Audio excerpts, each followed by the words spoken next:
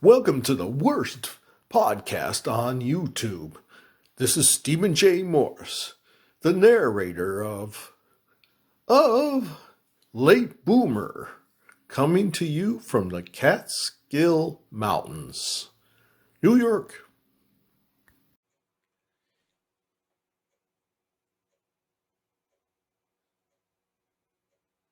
It's it's time for the countdown. Countdown. Huh? Get me? Okay, here we go. 1,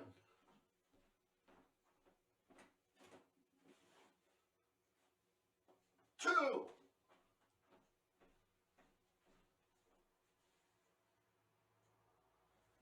3, 3, 3. It's time for the video. 3, 3. Woo, woo, woo, woo, woo. Oh yeah. I can't wait to see the video. Can you?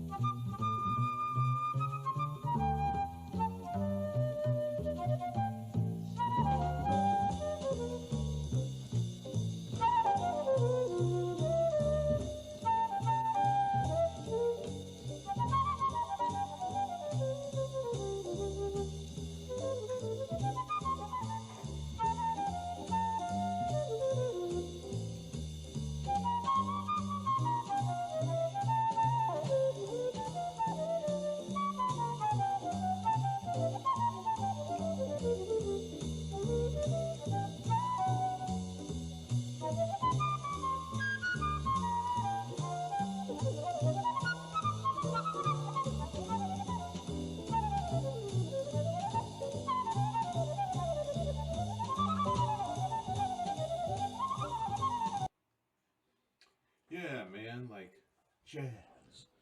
Can you dig it? Can you dig it? All right, another session of Late Boomer. Here we go. Want to read you something here. Okay.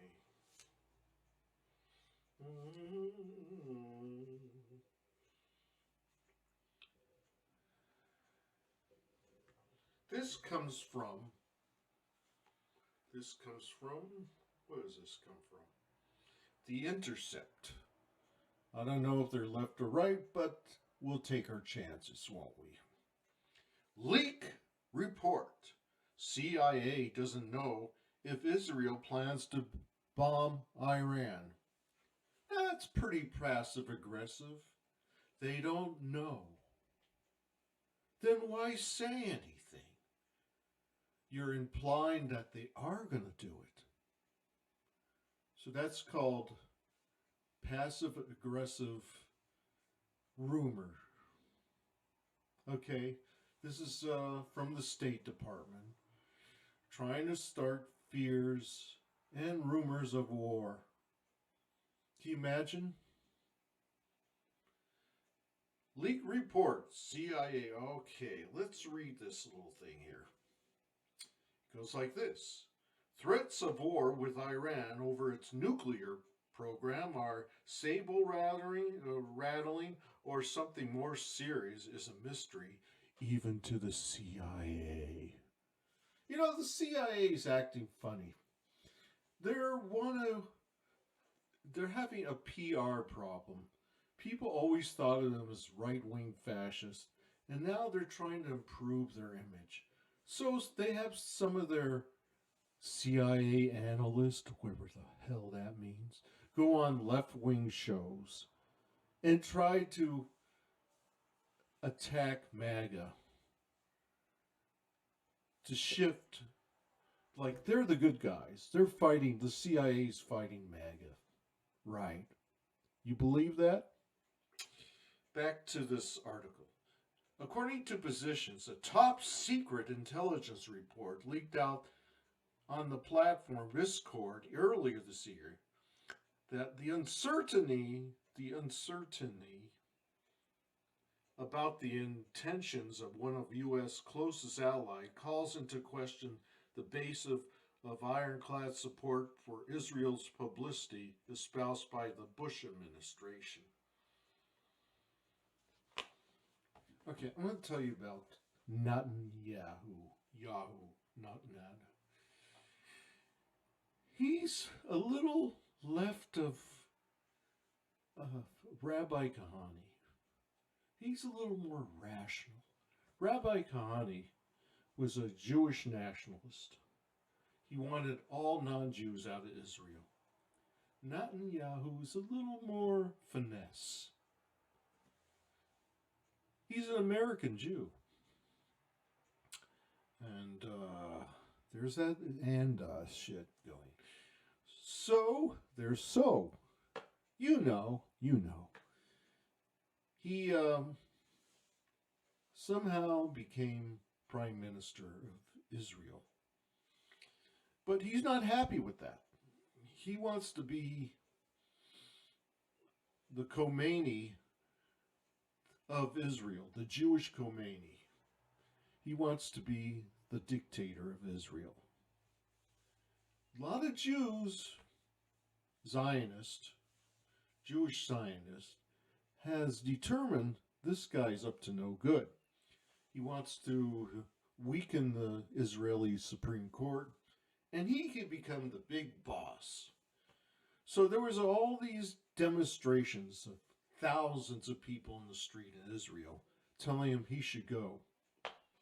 So, what do leaders usually do when their popularity is threatened? They start a war. Yeah. Fear is a great incentive to make people conform.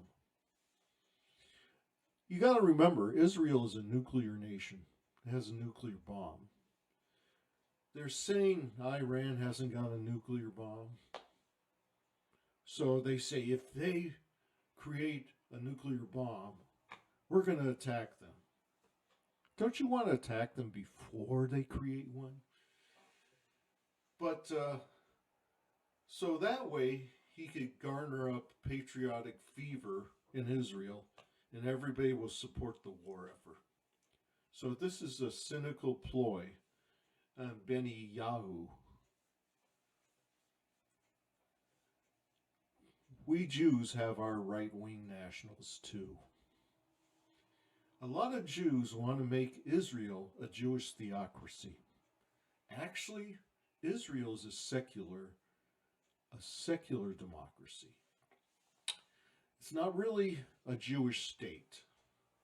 If it was a Jewish state, there'd be nothing but Jews there. But you got Palestinians, you got Arabs of all stripes. It's a multicultural state. It's not really a theocracy. But there are some Zionist, right-wing, revisionist Zionists who want to make Israel a Jewish theocracy. Just like we have our crazies here who want to make this America a Christian theocracy. We won't be ruled by the we won't be ruled by the Constitution anymore. We will be ruled by the King James Bible. No, thank you. So we got a Jewish theocrat, we got a Christian theocrat, and we got Islamic theocracy, Iran.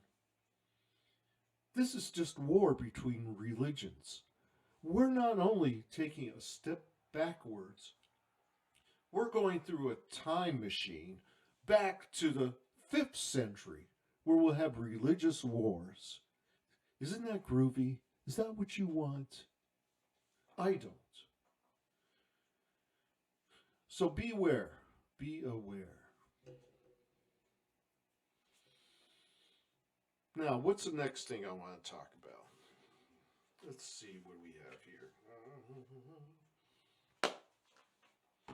Let's get to English, the language of English. Well, Yeah. What is this thing about the word important? Why are some kids going important? Important. Where does that come from? Does that come from Afro American colloquialism? Important. It's like screwing. We're supposed to be screwing. Screwing. I'm screwing today. I'm screwing off.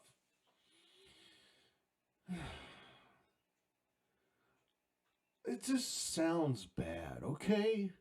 I know slang is a rebellious thing to do, but communication for political change is important. In order to have mass audience for your education purposes, I refuse to say propaganda, for education purposes, you got to speak standard English. I'm sorry. So everybody can understand. So important. It's important. Important. You got that? You stupid zoomer. Important. Tint. Pronounce the T. Please. You drive me crazy. Boy, if I was a fascist, there'd be so many things I would change. I would outlaw, if I was a fascist, I would outlaw tattoos for women. It looks ugly. I would outlaw hip hop. No, not hip hop. The real hip hop is cool. I would outlaw record companies. They're putting out crap now. And other stuff. Anyway, I don't think I have anything to say today. I'm telling you, I'm not promoting this stuff anymore. It's just useless. I don't care, nobody listens to me. Someday they'll go, "Ooh, look at this. Ooh, he was so intelligent." Yeah, right. So, it's a short one today. A very short one. Bye.